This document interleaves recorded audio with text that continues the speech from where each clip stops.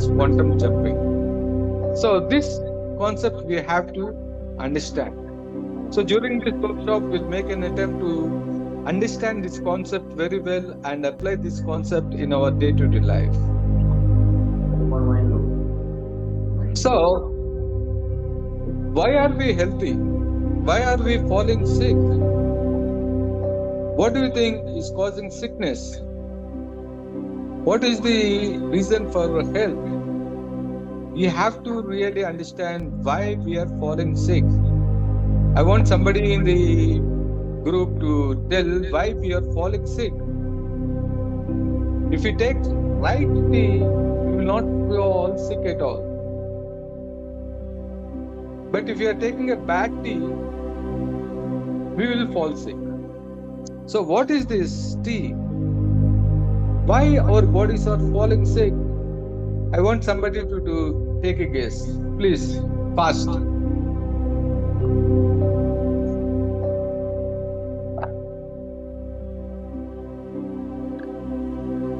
Don't worry whether you're right or wrong. Just to make this session interactive, just speak out. Whatever thought comes into your mind, you speak out. Otherwise, I will think that, okay, the participants are just dozed off. They're not listening to what I'm talking. Sir, I think that body gives some signal to us that somewhere something is going wrong, maybe mentally, physically, and that's why we get sick. Yeah, good answer. So what is this tea? What is it made up of? Is it Tata tea or Lipton tea or green tea, or what do you think is this tea? Sir, working with the neurons, body accessed by neurons. Pardon? Sir, accessed by neurons, body accessed by body is all things from outward by neurons. Okay, good. So, our health is totally dependent on tea. Whether we are taking good tea or bad tea, the results are going to be different. If we take good tea, we'll become very healthy.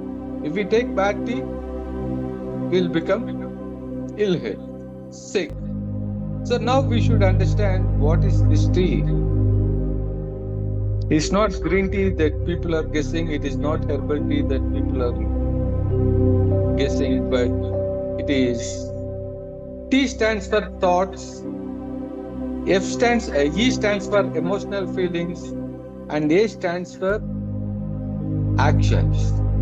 The thoughts we have in our mind, the feelings we get in our body, and the actions we take, our behavioral patterns, they are controlling our health conditions. You should understand, this is the tea I'm talking about. What thoughts you are having in your mind, not your conscious thoughts, your unconscious thoughts, your subconscious thoughts. You don't know anything about your subconscious mind. You don't know what is happening in your subconscious mind. So, your thoughts, your feelings, emotional feelings and actions are creating your reality. Now you can see our past thoughts, our current thoughts, feelings and actions, they are creating our current reality. If today our body is sick, it is because our current thoughts are focused on sickness. Our feelings are pertaining to sickness, and we are taking actions pertaining to sickness. Because of these things, we are getting a reality where we are sick. But if you actually change your thoughts, feelings and actions, new thoughts, altered thoughts, feelings and actions, if you are making a quantum shift from this state to this state, what is the outcome? It is altered or desired reality. So there is a quantum shift from current reality to desired reality. You are shifting just like that. It's so magical. You don't have to depend on doctors. You don't have to depend on costly diagnostics. You don't have to take regular painful medications. All that you need to do is you need to change your mindset, your thoughts, your feelings and actions. They have the power to change your health. Now we are going to explore how our thoughts, feelings and actions are impacting our physical health, or how our thoughts, feelings and actions can change our life, make us more healthy, more energetic, more vital. So let us just examine one belief. What is the popular belief? As we become old, our health will deteriorate. We will become weak. We will not have that energy. This is a belief with which we are growing and we have grown up. So this is going to be our reality. So after crossing 50, 60, you will start feeling the sickness. You'll start becoming sick because your thoughts and feelings are aligned to your reality. So your reality is saying, okay, it's very natural to fall sick. And nowadays we are actually coming across some popular beliefs that, oh, you have reached 40.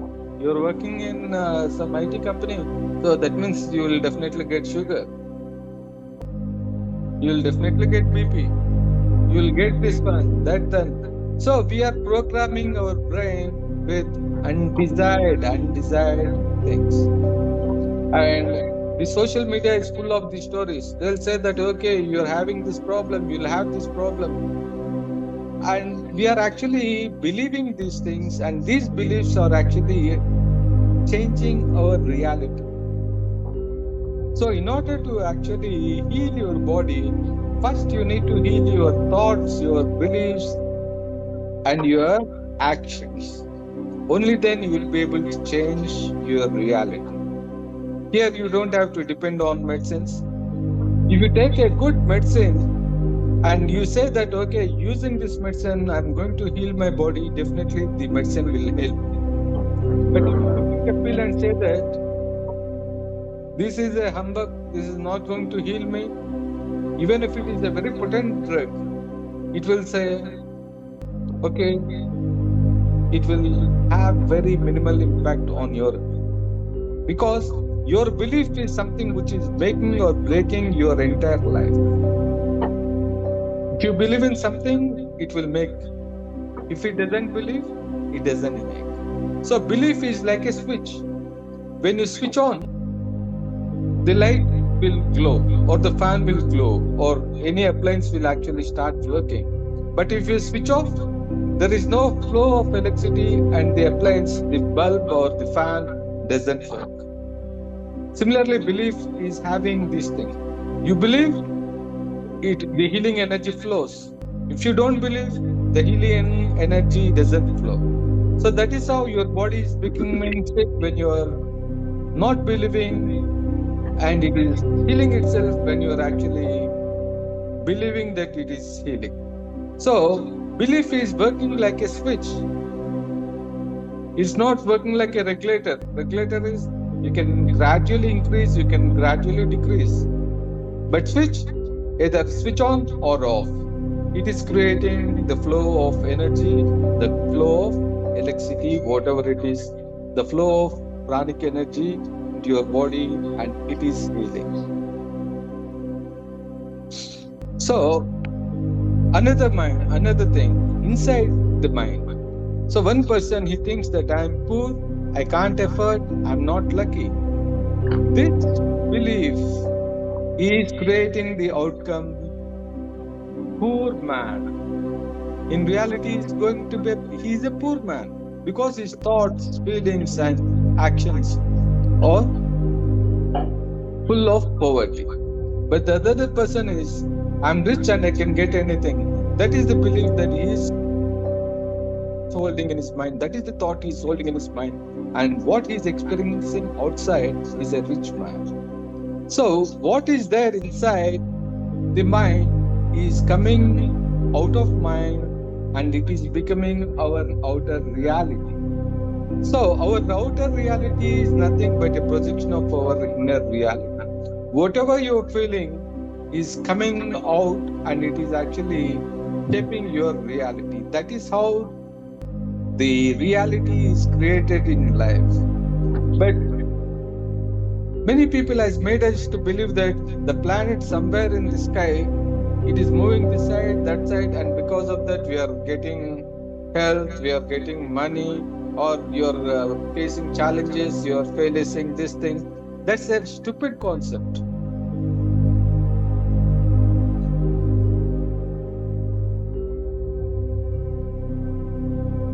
So we are living in a parallel reality. We are living in a universe where the reality is existing as a parallel reality. Parallel reality means everything is existing in the same moment. For example, in TV, we have so many channels, hundreds of channels, all are existing. But if you want to see them on TV, you have to tune into that particular frequency. And when you say that, okay, I want to see Sony, and you tune to Sony frequency, and the content on Sony TV is flashing on your TV screen. Other channels, the content from other channels are also existing in the same moment, but they are not coming into your experience because you are not focusing on them. So this is what we know, we call it as quantum reality.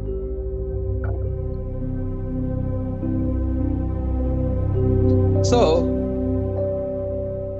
this very moment, you have everything. One possibility, if you are talking about health, you are very, very healthy. On the other hand, you are very, very sick. So there are multiple versions between these two extremes. One is extremely healthy and the other one is extremely sick. And there are many versions between this end and that end. And what is your reality? Theoretically, technically, your reality is everything. You have multiple versions. You are very sick. You are very healthy. You are mediocre healthy. All these possibilities are existing as mere probability. But the moment you focus on a particular thing, it starts becoming your reality because you are experiencing it. So, whatever you focus on becomes your reality. Reality exists. So, you write so many things. Outer world, we have so many things. But if you want to focus on a particular thing, like for example, you want to see fruits on a particular tree, you will focus only on that particular fruit, and other things, though they exist, they don't come into your experience. You're actually looking for the fruit. So that is how the very act of focusing creates our reality. So here you have to take this point into your mind. This is a very, very beautiful concept. Multiple versions exist in the same moment. In this very moment, I'm a very healthy person. I'm very, very healthy person. I'm an average person. I'm a very sick person. But what comes into my experience, what comes into my awareness is decided by what am I looking at. Am I looking at sickness? Am I focused on sickness? If I'm focused on sickness, sickness will come to me. My body will be sick. But if I'm looking at health, health will be my reality. I'll be able to be very healthy. So that is how whatever you have in your mind, the thoughts, the feelings, and the actions, they are going to be your reality. So inside, you feel very sick. You feel very helpless. You feel very tired. And outward, you want to be very healthy. Is it possible? It is not possible. Whatever exists inside will appear outside. So, in order to gain health, in order to be very healthy in your life, first and foremost thing is change whatever stuff you have inside your mind. Without changing that, even if you go to the best of the hospitals, best of the treatment, you can't cure. Because it is you who has to cure the body, not the doctors of the hospitals. They are only secondary. They will provide support. The body needs support. So it will give the required support to you. But that is not the sole factor. The sole factor is you. You have to make a strong decision to be healthy, to be very happy, and that is how you can create health and happiness in your life. Otherwise, you cannot do anything. So keep this in mind, and you will be able to make drastic changes in your life. So the whole concept is based on the concept of plasticity. Plasticity is what? It is an opposite of elasticity. Elastic means, for example, you have a rubber band, you pull it and you leave it, and the rubber band will collapse. It will become again what it was earlier. That is what is known as elasticity. It will retain its original shape once the applied pressure is taken off. So our bodies are not elastic. Our bodies are plastic. So whatever is impressed on our subconscious mind, they change the composition of the body. The body will undergo the change, and that change will be retained. For example, you take a lump of clay and put your hand on it, press it, and take it off. The lump of clay will not actually will not regain its original shape. It will contain the impression of your hand. That is what is known as elasticity. Human body is having elasticity, is plasticity. So this is the reason why our bodies are responding to whatever impressions we are getting at the subconscious level. So most of us, we think that body is different, mind is different. What is mind? Mind and body, mind and brain are not one and the same. Brain is the hardware and mind is the software. You cannot see the software, you can see only its impact, only its results. But if you want to see the software, where do you see the software? It exists on the hardware in the forms of zeros and ones. But you cannot really see the software. Software is a functioning thing. You can see only its results. But the hardware is the brain. The brain, you can see the brain, but the functioning of the brain is what is known as mind. And this is the relationship between mind and brain. And what is the relationship between body and mind? Where is mind located in the body? Someone please tell me. Where is the mind located? Please. Where is the mind located? Mind is Yeah, where is it located? Location of the mind. It's in the brain. Yeah, good answer, but slightly wrong answer. So we know that brain is mind is an element according to Vedic science as an element same as the stone, same as the irons, and many number of elements in this universe. The according to Sankhya. Yeah, thank you for answering. I'll give a different answer. So brain is confined in the skull, it is in the head, but mind is not confined in the brain or in the skull. Mind is spread across the body, but the concentration of mind is more in the brain.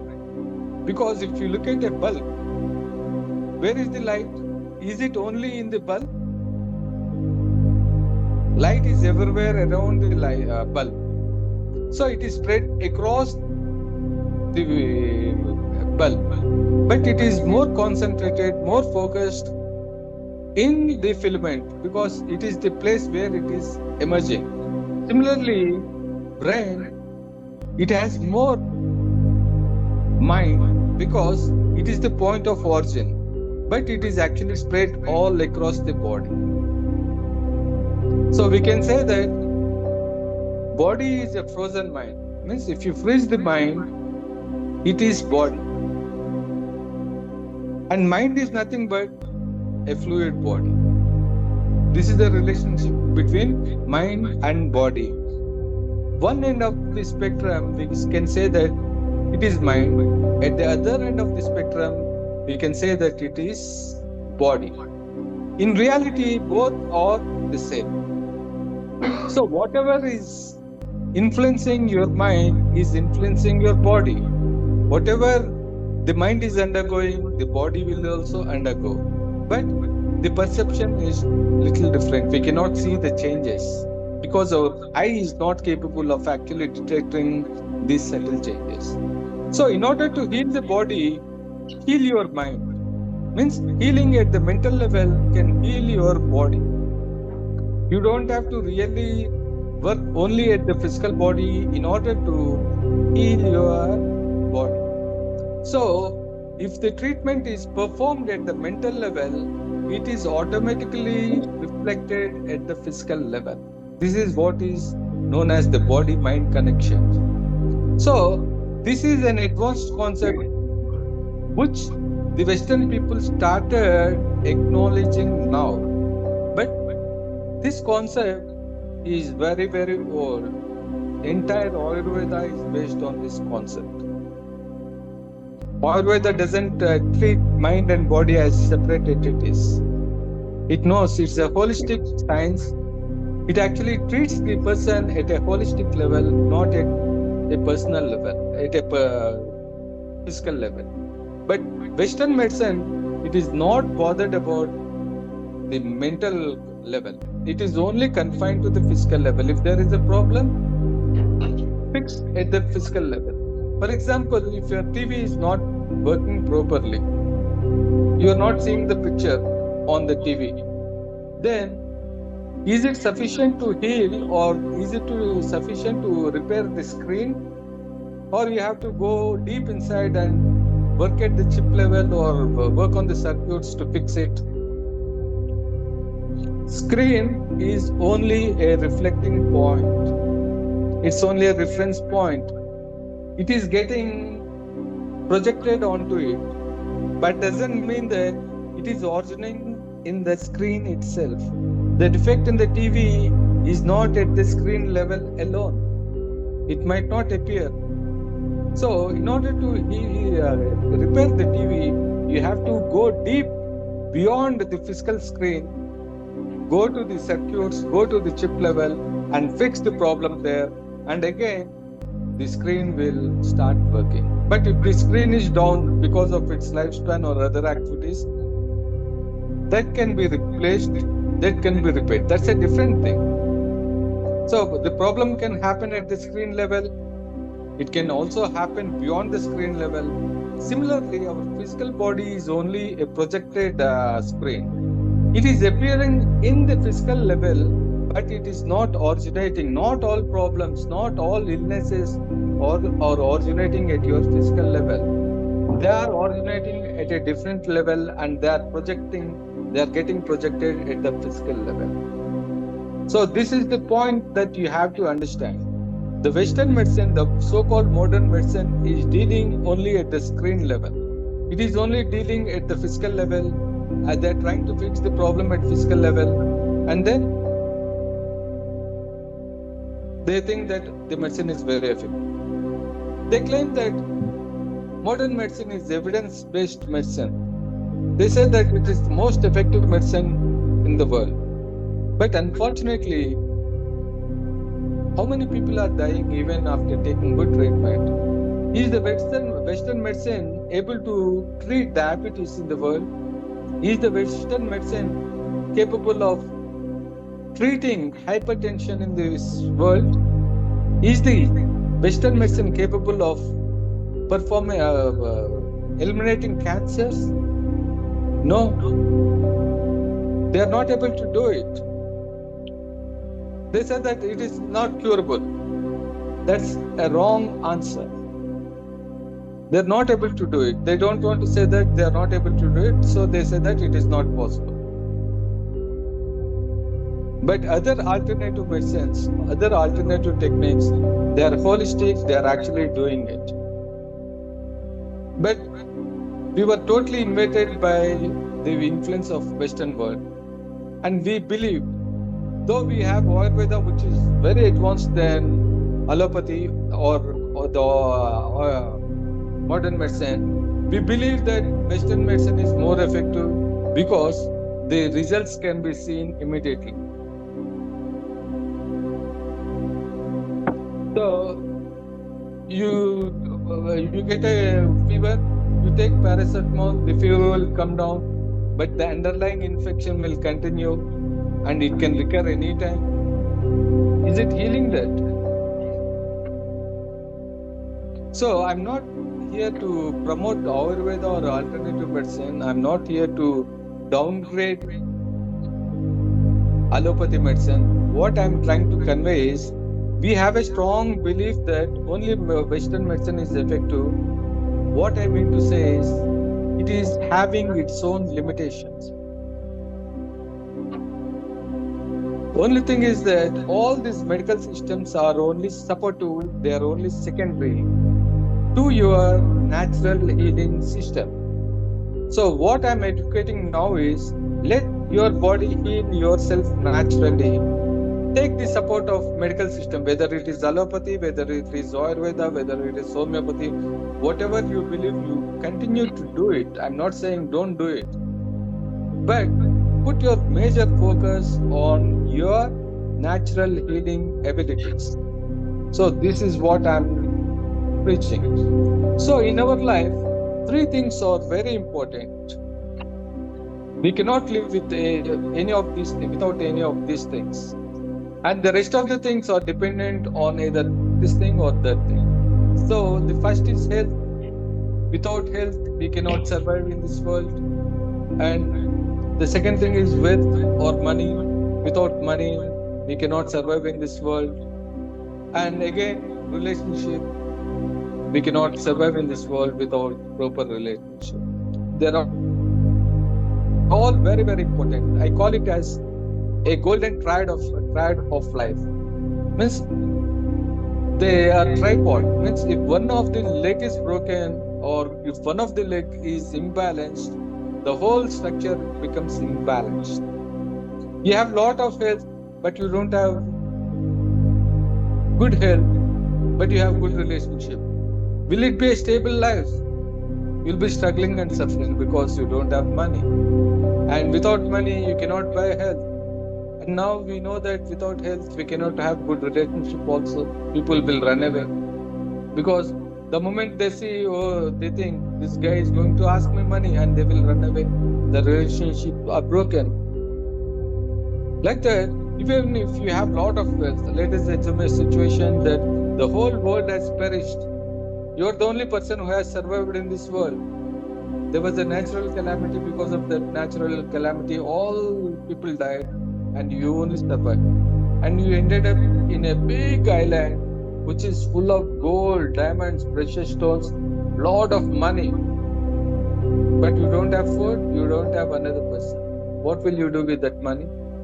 Does that wealth really have any relevance? It becomes irrelevant. For 1 day, 2 days, 3 days, you can enjoy saying that, I have lot of money. But third day, fourth day, you'll start starving. And even if you want to give this money in return for any goods, there is nobody to give. So without relationship, this wealth doesn't have any importance in our life.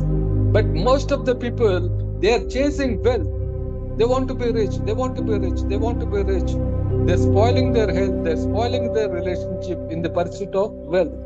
This is a very wrong concept. After having lot of money, if you don't have any person to talk, if you don't have health to enjoy the wealth, what will you do with this? So there is no point in just having wealth without health or relationship. You have beautiful relationship, but you don't have health or wealth. Then again it's imbalance. Life becomes horrible. You're starving, your loved ones are starving, your other people are suffering from diseases, but you're helpless. You cannot do anything. And if they die, you will cry. So life is not beautiful. Life on earth should be like a picnic spot. When you go to a picnic, you will not sit there and say, I don't have money, I don't have health, I don't have this thing. You don't focus on these things. You will focus only on enjoyment, because you know that you came here only for a brief spell of time, and during your spell of time, you want to maximize your happiness. So life on earth is also very short. Though it is 100 years place, in reality, it is short. So in this short span, we strain our relationship with our parents, our children, our siblings, our colleagues, our friends. We have some enmity with other people. We have this thing, that thing. So many complications. We make our life miserable. Is it really required? So you should have enough love in your life. You should have enough money in your life. You should have enough health in your life. Only then you will be able to enjoy your life on this earth. We don't know why we came, for how long we are going to live. We don't know anything. But we live as if we are going to be eternal people. That's a wrong concept. Always live as if today is your last day. What would be your priorities? You want to be happy and joyful, right? So live like that. In order to live like that, you have to maintain a balance between relationship, love, health, and wealth. So during this workshop, I'm going to focus on health. So in subsequent workshops, I'll be conducting on money making, I'll be making on love. But in the current workshop,